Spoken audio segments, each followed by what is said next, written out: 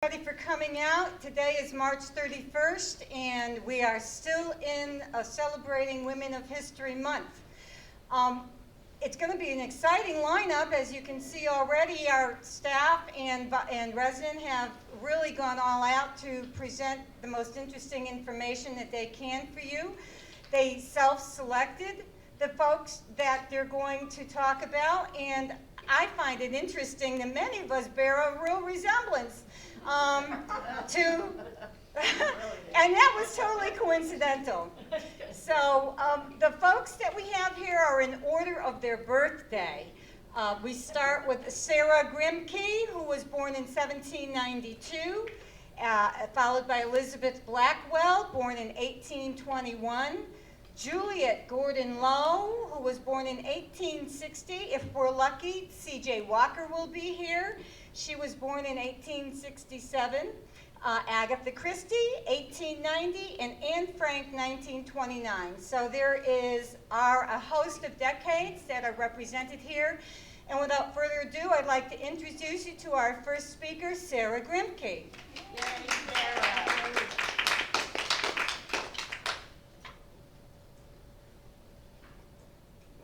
Good afternoon.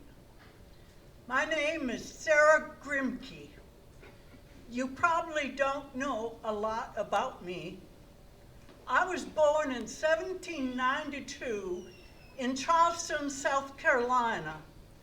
My father was a judge, and he was a very important man who became the Speaker of the House of Representatives for the state of South Carolina. Now, I was number 6 out of 14 children in the family.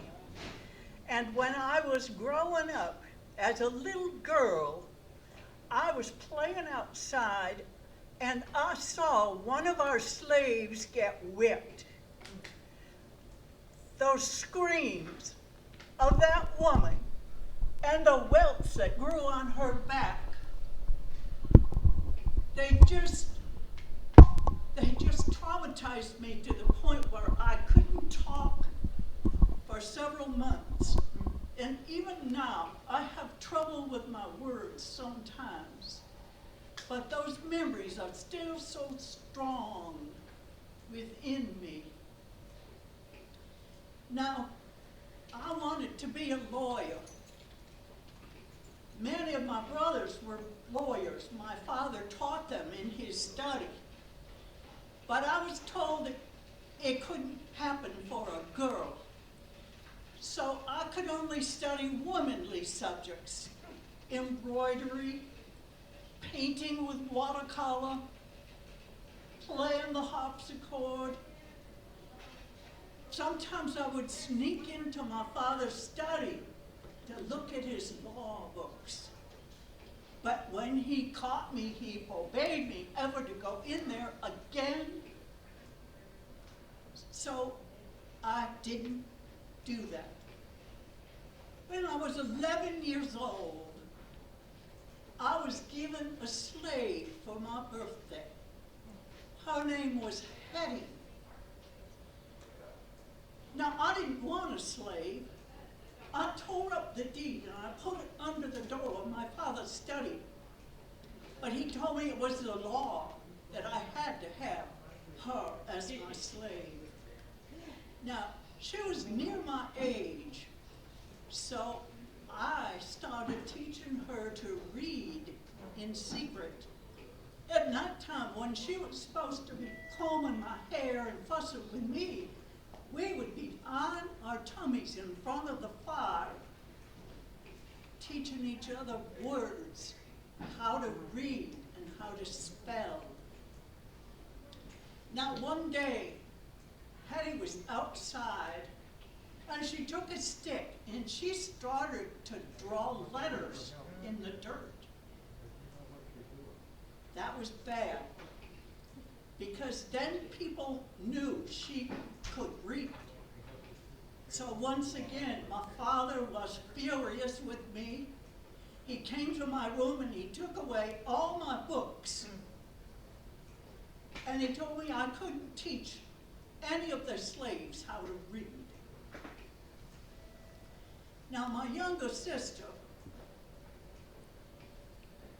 Angelina, was born, she was a few years younger than me, and because there were so many children in the family, I kind of raised her.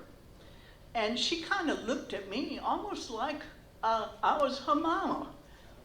We were very, very close.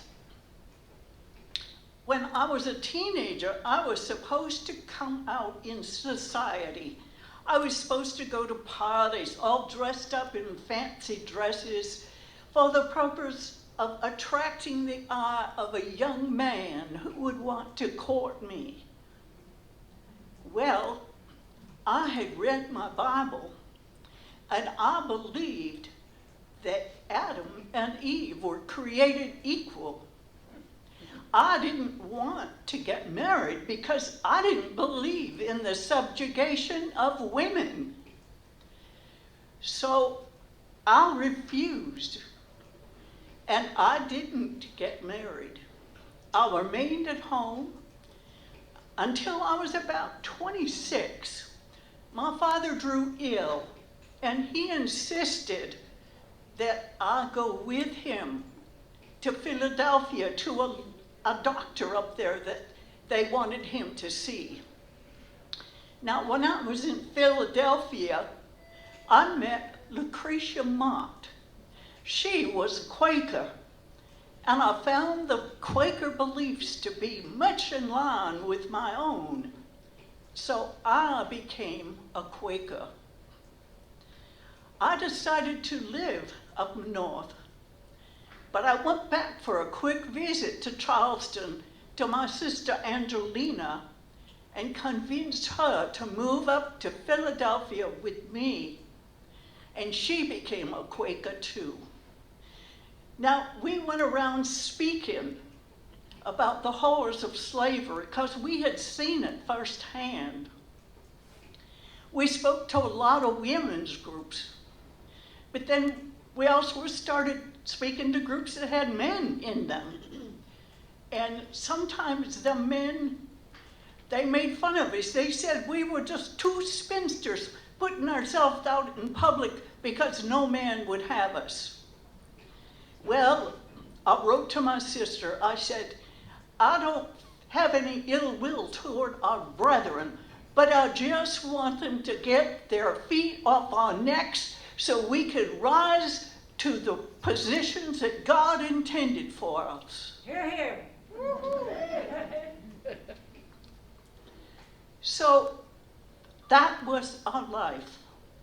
Now, some people have called me the mother of women's rights, believe it or not, because I wrote letters, and my letters were published.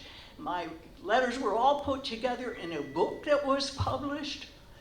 But I tell you, all of my life, I continued to speak against the horrors of slavery.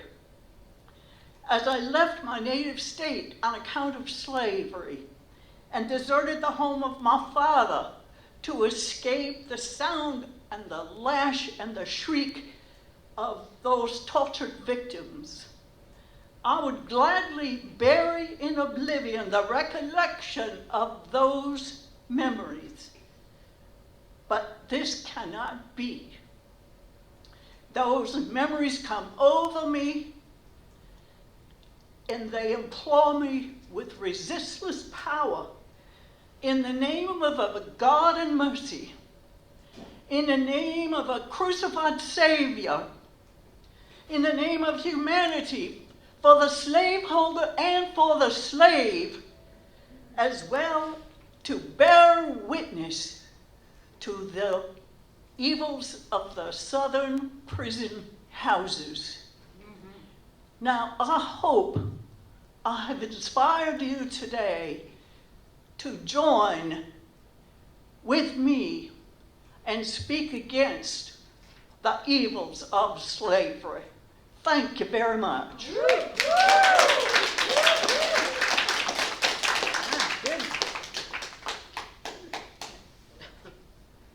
Oh, my goodness.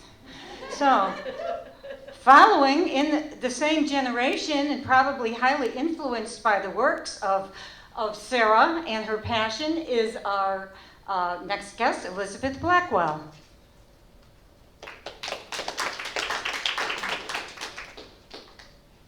Hello, everyone. Nice to meet you. I'm Elizabeth Blackwell, and I was born in Bristol, England in 1821, and I immigrated to America with my family when I was 11 years old. Unfortunately, my father, Samuel, died in 1838 and left my mom and my 8 sisters in financial difficulties.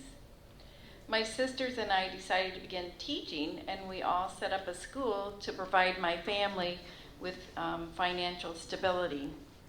However, when our family friend became terminally ill and claimed she would have received more considerate treatment from a female doctor, I was determined to train as a physician. Even though I was totally against medical and medicine, I had no desire, but when I saw that my friend was suffering, I wanted to become a physician. So of course, I applied to numerous colleges and was rejected by all of them except for one, the Geneva Medical College in New York. The faculty there, assuming the all-male student body would never agree to a woman joining the school, were allowed to vote on my admission. And as a joke, they all voted yes, and I gained admittance in 1847. And 2 years later, after facing much resentment and prejudice, I became the first woman to receive a medical degree from an American medical school. I worked in clinics in Paris and London for 2 years and studied midwifery at La Maternité, where unfortunately I lost sight in one eye, which dashed my dreams of becoming a surgeon. Not to be discouraged, I returned to America in 1851 and established my own medical practice in New York. In 1853, I opened my own dispensary, and my sister Emily, who had also qualified as a doctor, joined me together with Dr. Maria Zareski, opening the New York Infirmary for Women and Children in 1857. During a trip to England in 1859, I became the first woman to have my name entered in the British Medical Council's meeting medical register. In the 1860s and 1870s, I continued to rally support in Britain for the acceptance of women in medicine. I raised sufficient backing in America to add a women's medical school to my New York Women's Hospital, which opened in November of 1868. I decided to move back to Britain in 1869, where I continued to campaign for reform and change in the medical profession. I founded the National Health Society in 1871, which aimed to educate people about the benefits of hygiene and healthy lifestyles.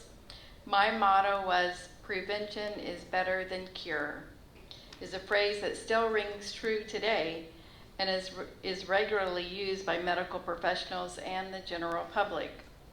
I published many books and pamphlets about health and medicine over the next 40 years, and I was involved in a number of reform movements, including moral reform, hygiene, medical education, preventive medicine, sanitation, family planning, women's suffrage, morality in government, and the liberalization of Victorian purity. I did not practice medicine during the last 2 decades of my life, but I did remain a tireless worker for all of these causes. I won the enthusiastic support of some prominent medical figures and the grudging acceptance of women into medicine. In 1811, there were only 25 female doctors registered for medical school. But by 1911, there were 495 women registered for medical school. And I quote, "The idea of winning a doctor's degree gradually assumed the aspect of a great moral struggle, and the moral fight possessed immense attraction for me. And if society will not admit of women's free development, then society must be remodeled." Yes. And if you're wondering what is hanging here off of my dress, this is my thermometer that I always carried with me. It's a my colleague gave it to me when I was in medical school. But I do wipe it off between each patient. Thank you very much. Oh, wow. So, wonderful that we have all these women with probably the highest criterion of persistence, right? Without persistence, they definitely would not have survived. Speaking of a lady with persistence and a great deal of spunk, let me introduce to you Juliet Gordon Lowe.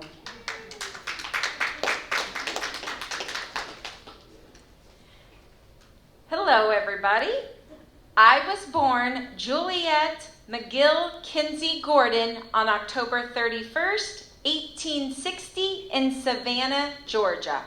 I was named after my grandmother, Juliet Augusta McGill Kinsey, and nicknamed Daisy, a common nickname at that time by my uncle. I was the second of 6 children born to William Willie Washington Gordon II, a cotton broker with the firm Tyson and Gordon, which was later renamed to W.W. Gordon and Company, and Eleanor Nellie Little Kinsey, a writer whose family played a role in the founding of Chicago. When I was 6 months old, my father joined the Confederate States Army to fight in the American Civil War. In 1864, due to the close proximity of Union troops to Savannah, I moved with my mother and 2 of my sisters to Thunderbolt, Georgia. After the Union victory in Savannah the same year, my family received many visits from General William T. Sherman, who was a friend of my uncle. Sherman arranged an escort to take my family to Chicago in March 1865. A few months later, after President Andrew Johnson issued the Emancipation Proclamation, my father reunited with the family to move back to Savannah. As a young child, I was accident-prone and suffered numerous injuries and illnesses. In 1866, my mother mentioned in a letter that Daisy fell out of bed on her head as usual. That same year, I broke 2 of my fingers so severely that my parents considered having them amputated. I also suffered frequent earaches and recurring bouts of malaria. I suffered partial hearing loss as a child and eventually went completely deaf. Some of my hobbies as a young child, I spent more time pursuing art and poetry than working on schoolwork. I wrote and performed plays, and I started a newspaper with my cousins called the Malbone Bouquet, which featured some of my early poetry. I formed a club with my cousins with the goal of helping others. The Helpful Hands Club learned to sew and tried to make clothes for the children of the Italian immigrants. I was dubbed Crazy Daisy by my family and friends. My cousin Carolyn described me by saying, "While you never know what she would do next, she always did what she made up her mind to do."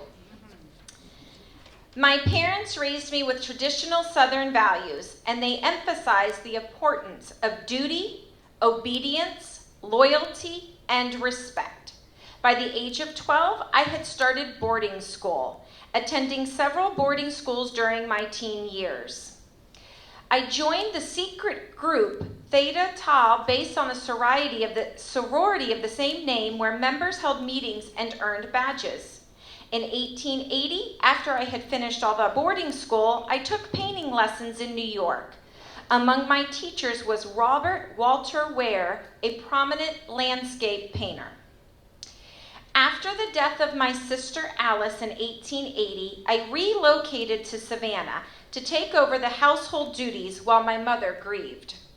During this period, I met William Mackay Lowe, the son of a family friend, and we began courting in secret.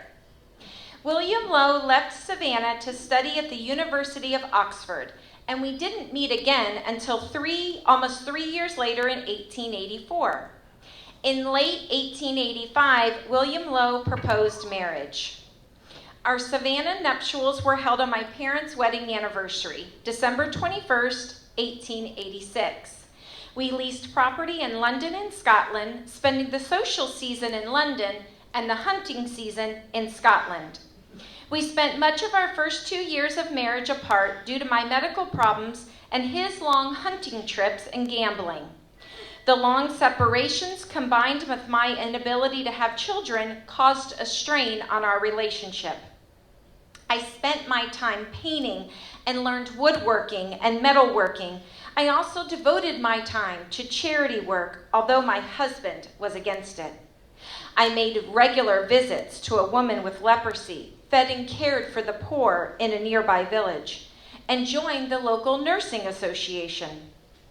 By 1895, I was growing increasingly unhappy in my marriage. My husband had grown distant and began to have affairs and drank heavily. In 1901, I left to stay with friends and family.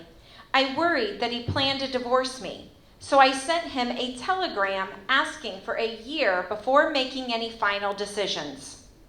Although he initially didn't want a divorce or a separation, he wrote me a year later that he proposed that we live apart permanently, which I agreed to.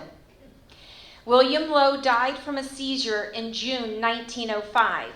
After the funeral, it was revealed that he had left almost everything to his mistress, Anna Bridges Bateman, and that he had revoked his 1903 support deal with me.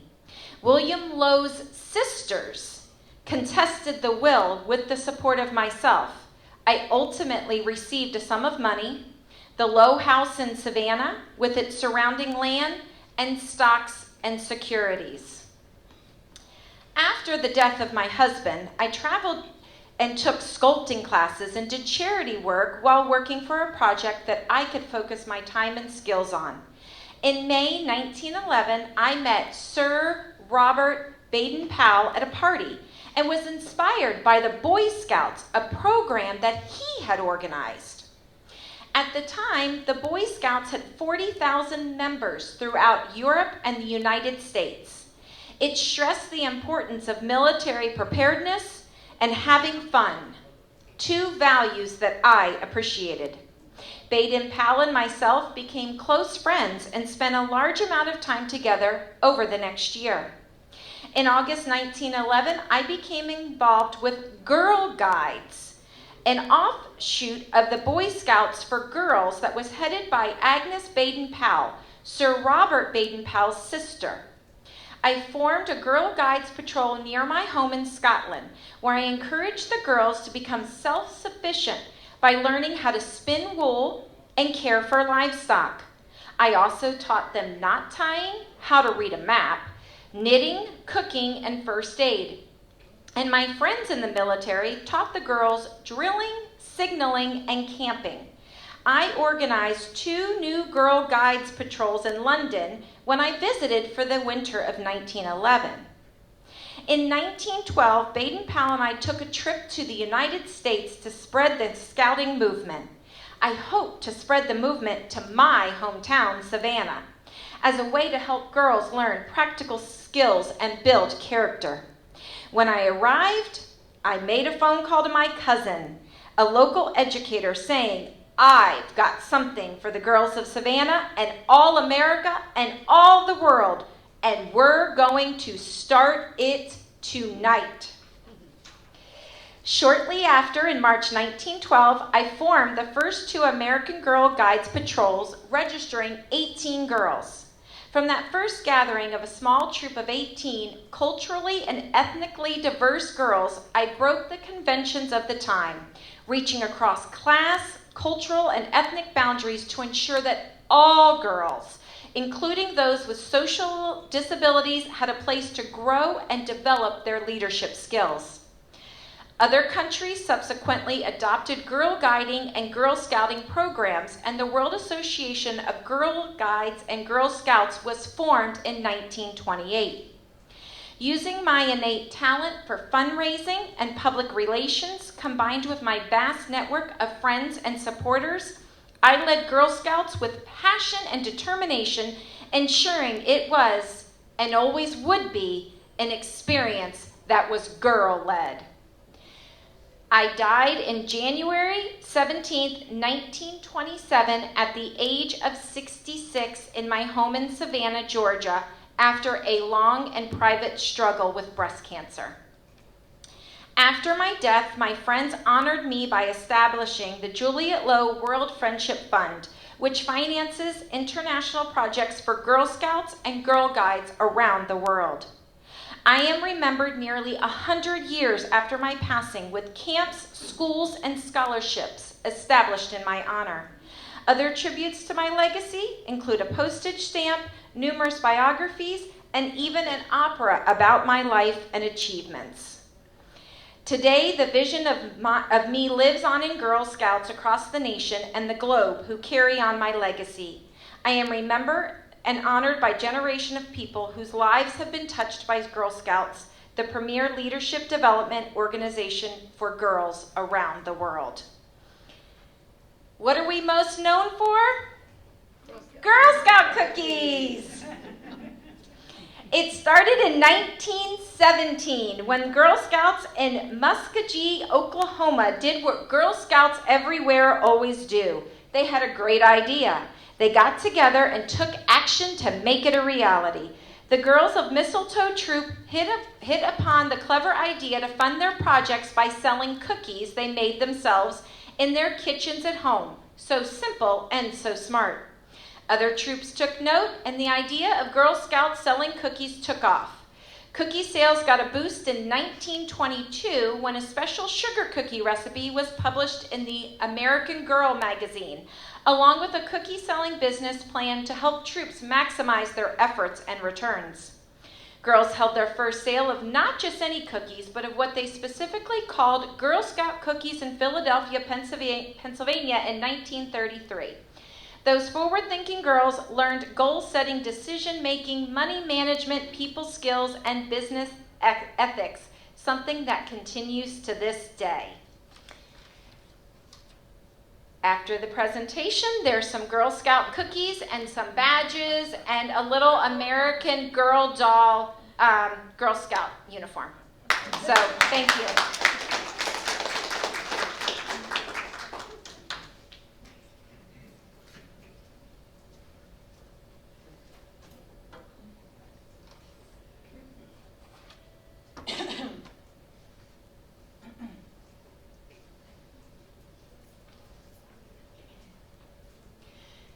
Perhaps another day we'll have C.J. Walker attend. She was an amazing figure in American history as she was the first black woman entrepreneur focusing on hair products. But I'm here to talk to you about Agatha Christie. Agatha Christie, right out the gate, caught my attention because I read that she was the Guinness World Records holder for the best-selling fiction writer of all time, her novels having sold more than 2 billion copies. Mary Clarissa Agatha Miller, later known as Agatha Christie, is born on September 15, 1890, in Torquay, Devon, England. Christie began making up stories as a child. Her mother and older sister Madge often made up stories, and Madge especially told thrilling tales about a fictional, mentally deranged older sister. Agatha met a very dashing young colonel named Archie Christie in 1914 and married him, and they had one daughter. And while her husband was off fighting in World War I, Agatha worked in a pharmacy where she developed a very in-depth knowledge of pharmaceuticals or poisons, which were later to be used in most of her novels. She began to write on a dare from her sister and produced her first mystery novel, The Mysterious Affair at Styles, in 1920, featuring Belgian detective Hercule Poirot, who would appear in 25 more novels during the next 25 years. She found modest success. It wasn't a big hit, but she continued writing nonetheless. The Murder of Roger Ackroyd, produced in 1926, became a bestseller, and Agatha was on her way as a premier fiction writer. However, did I mention that Archie was a bit of a cad?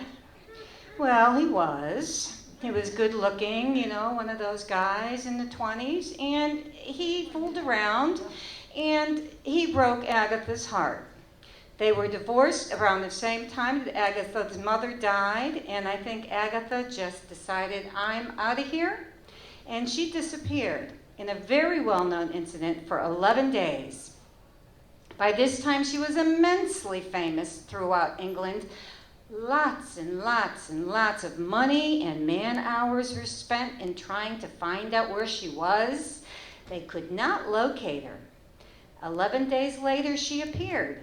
She had been holed up under an alias in a hotel where she was just relaxing and trying not to be seen or found or talked to or interviewed or anything. And it was quite controversial, as all the folks thought that it was just a big show to increase her awareness and to increase the suspicion. After all, no bigger mystery than Agatha Christie disappearing for 11 days, and increased the sale of her books. And whether she meant that to be true or not, that's what happened. She became much more successful. However, she was not to die a lonely old maid, because in 1930 she met an archaeologist, Sir Max Mallowane, and accompanied him on many expeditions to the Middle East. Out of these expeditions, she created Miss Marple, one of her other most beloved characters, in 1930. All told, Agatha Christie wrote some 80 novels, 30 short story collections, and 15 plays, plus 6 romances under the pen name of Mary Westmacott. I'm going to take an aside here and ask you, how many of you are Agatha Christie fans? How many of you have read any of her novels under Mary Westmacott? I think there's going to be a run on the local library, because I like to see one. She was knighted by the Queen in 1971, and she died in 1976, just a year after she killed off Poirot in the novel Curtain, Hercule Poirot's Last Case. With over 2 billion copies of her books in print, British novelist Agatha Christie has kept countless readers up in the early morning hours. Agatha was a person who liked her privacy. She did not like her photograph taken for the jacket covers. She did not like to give speeches, and she did not like to give interviews. So when doing research for Agatha, I found just a few pieces where she's actually speaking, and I wouldn't go so far as to try to create an English accent with as much authenticity as Jeanette did her Southern accent. But I would like to just make you aware of some important and interesting points I did find. Oh, and Netflix and Amazon Prime have some great movies about that disappearance. Agatha Christie, mother did not want her to learn to read. She was totally against her learning to read, and so she had to teach herself to read. Now, she did have an older sister, and older children in the family are sometimes good for that. You know, you learn things that you can't learn any other way. In fact, Agatha's mother did not want her to have any formal schooling till the age of 15, which at that time, she went to Paris for finishing school. It was a very wealthy family. They were very happy. It was lovely. That's just the way they did it in their world. That first novel was written on a dare. She and her sister used to entertain themselves by writing, and her sister dared her to write that novel, and she took it up. That first novel was rejected by 6 publishers before being printed. We did mention the word persistence among successful women, didn't we? Yes. Hercule Poirot was based on a real person. And here I'd like to give you another little aside. I've been reading Agatha Christie since I've been about 7 years old. And I, of course, never knew French. Nobody ever read his name out loud to me. And I never knew how it was pronounced until it came out like in a TV series or something in the 80s.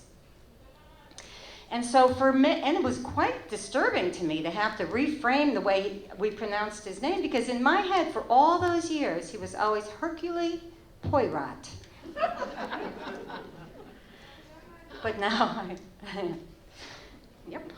And he was based on a real person. Everybody always wonders, well, who is this man? He's so amazing. Well, she saw a fellow that looked like this man boarding a bus in Belgium one day, and given the kind of imagination that she had and the observational abilities that she had, that observation of his character stuck in her mind, and she made him quite a successful character. That disappearance, as I said, was very, very controversial. There is a story that the family accept that she suffered some sort of, emotional amnesia for that amount of time. No one will ever know. She never spoke about it. She never wrote about it. And nobody to this day knows why she disappeared. But the movie is very interesting. If you want to watch it, they make their own speculation. Her favorite mode of killing people off was poison. She wasn't about the blood and guts and gore. Occasionally a gun will go off in a novel, but basically people are poisoned to death. That's a nice, clean, bloodless way to go.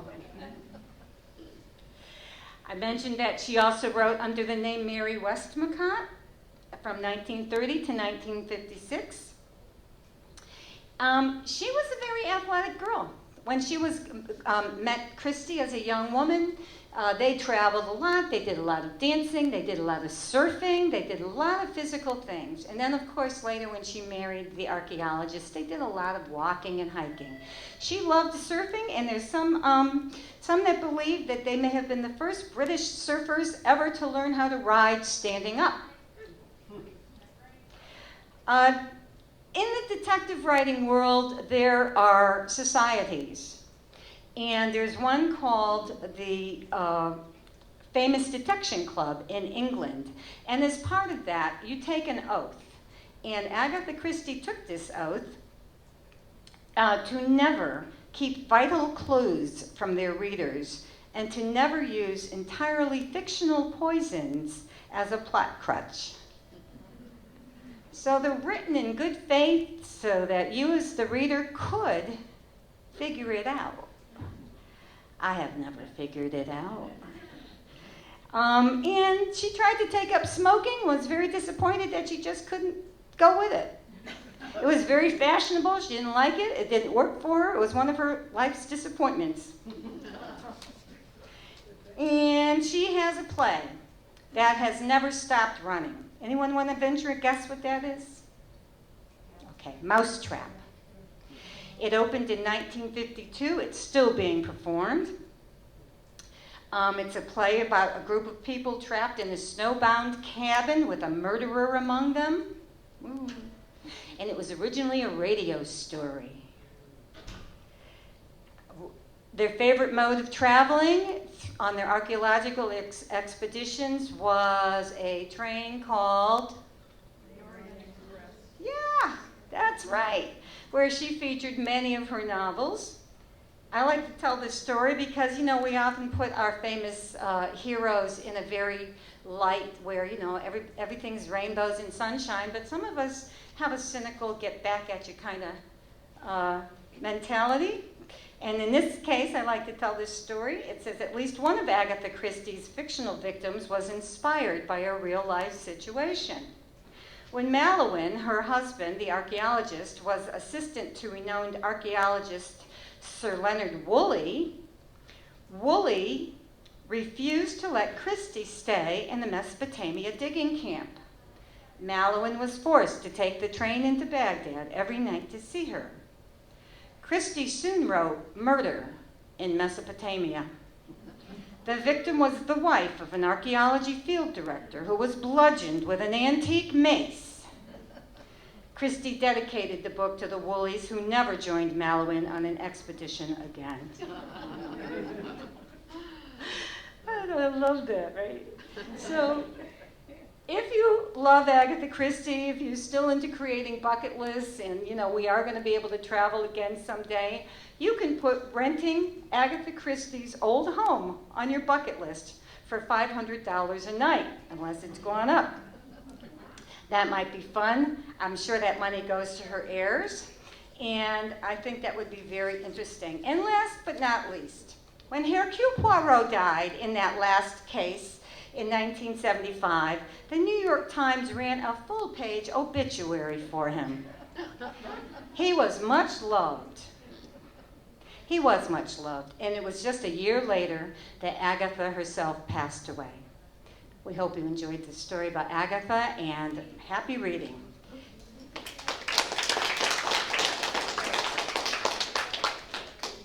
And so lastly, in our list of famous women who have influenced the world, we have a young girl whose history will never be forgotten, and this is Anne Frank.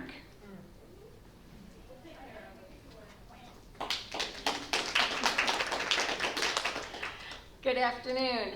My name is Anne Frank. I was born in Frankfurt, Germany on June 12, 1929, to Otto and Edith Frank. I have a sister, Margot, who is 3 years older than me.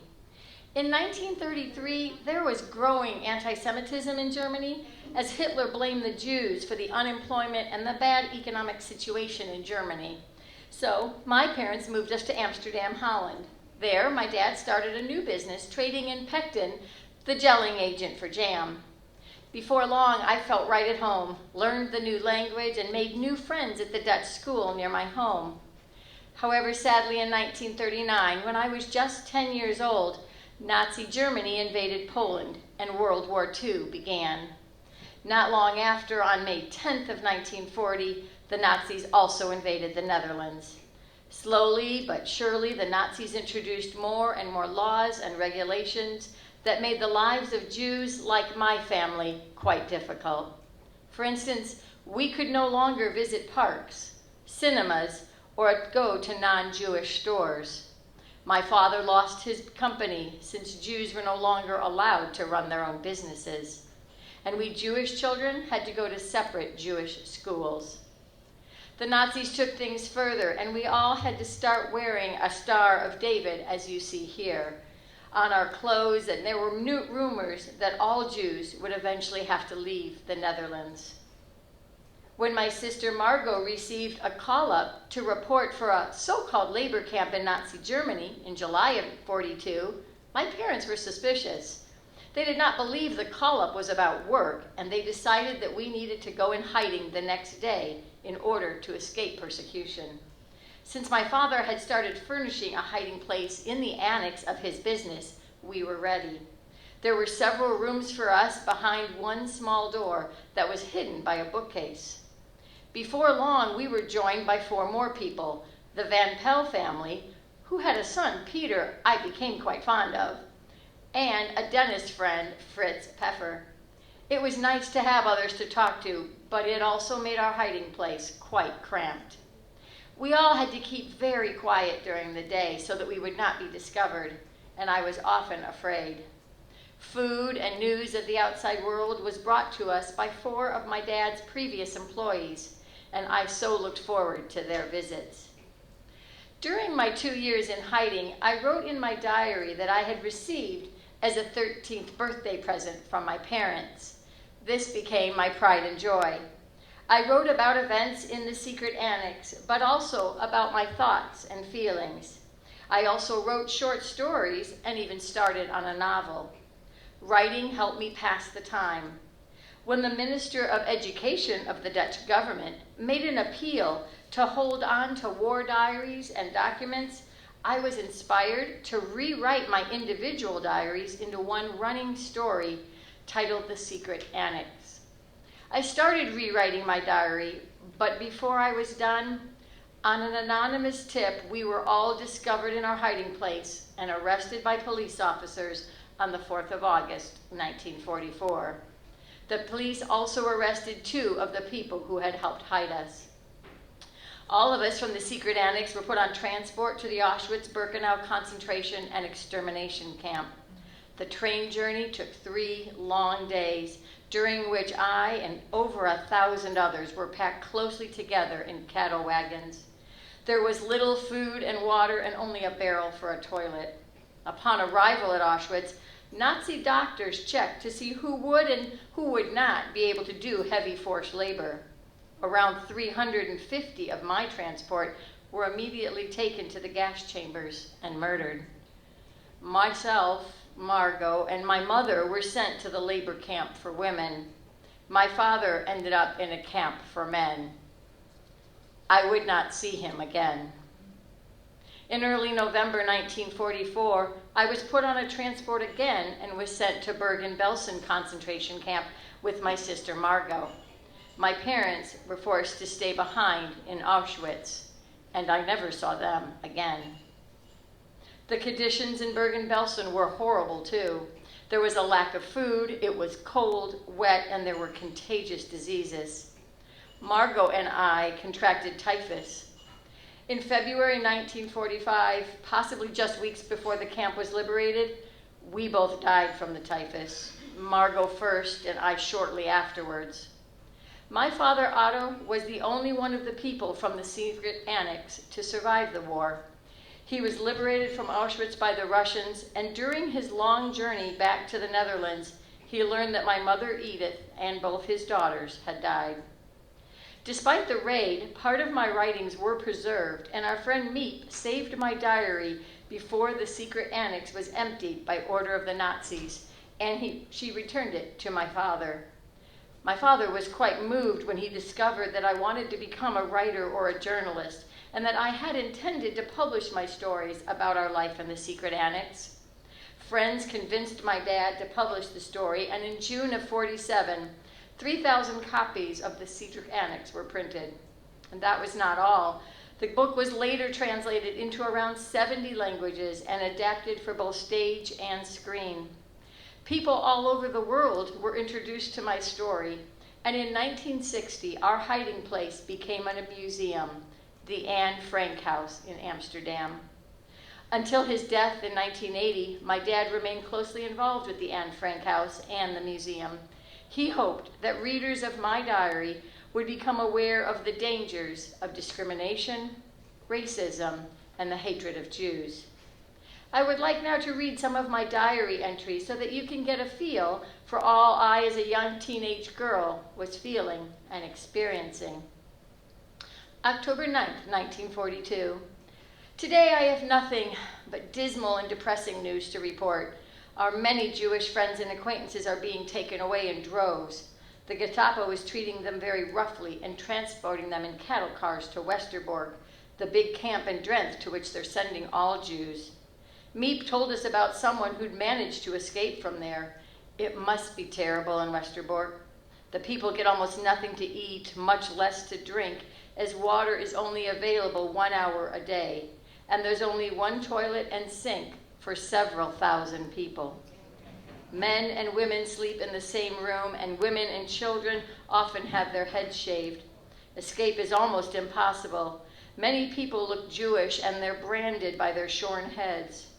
If it's that bad in Holland, what must it be like in those faraway and uncivilized places where the Germans are sending them? We assume that most of them are being murdered. The English radio says they're being gassed. Perhaps that's the quickest way to die. I feel terrible. Miep's accounts of these horrors are so heartrending. Fine specimens of humanity, those Germans, and to think I'm actually one of them.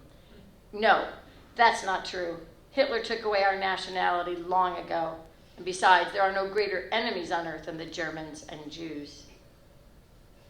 Shortly before we were discovered, I wrote on July 15th of 1944, "It's utterly impossible for me to build my life on a foundation of chaos, suffering, and death.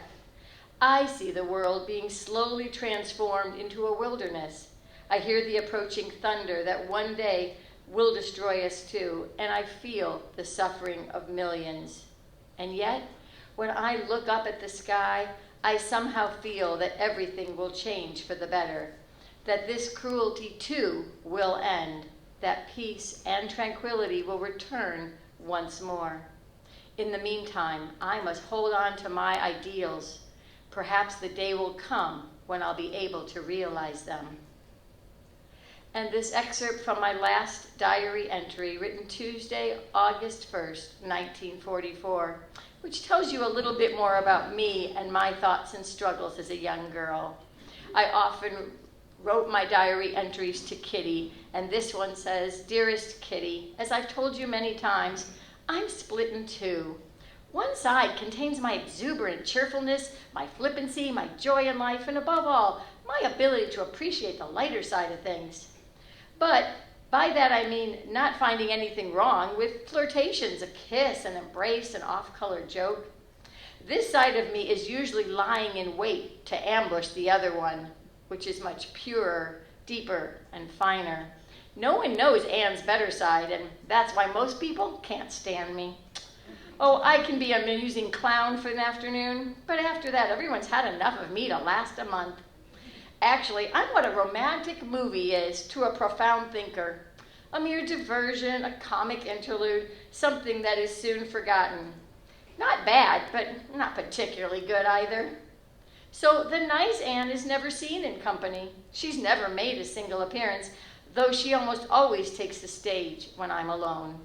I know exactly how I'd like to be, how I am on the inside. But unfortunately, I'm only like that with myself. And perhaps that's why. No, I'm sure that's the reason why I think of myself as happy on the inside, and other people think I'm happy on the outside. I'm guided by the pure Anne within, but on the outside, I'm nothing but a frolicsome little goat tugging at its tether. Despite these detailed accounts of my difficult surroundings and feelings, I actually wrote many inspirational words, which even today give hope and sustenance to anyone in dire circumstances. These are a few of my favorite thoughts. I know what I want. I have a goal, an opinion, I have a religion and love. Let me be myself, and then I am satisfied. I know that I am a woman with inward strength and plenty of courage. The best remedy for those who are afraid, lonely, or unhappy is to go outside, somewhere they can be quite alone with the heavens, nature, and God. I don't think of all of the misery, but of the beauty that still remains. In the long run, the sharpest weapon of all is a kind and gentle spirit. Where there's hope, there's life. It fills us with fresh courage and makes us strong again. And whoever is happy will make others happy. I was an ordinary teenage girl, and it is exactly my normalness that makes me so special. It is almost impossible for anyone to wrap their minds around the overwhelming enormity of the estimated 11 million deaths during the Holocaust. It is much easier to process stories about individual people. This, of course, is why readers have gravitated toward the memoirs of individuals such as me, Anne Frank, whose personal accounts can help humanize the otherwise unfathomable tragedy of the Holocaust. Thank you.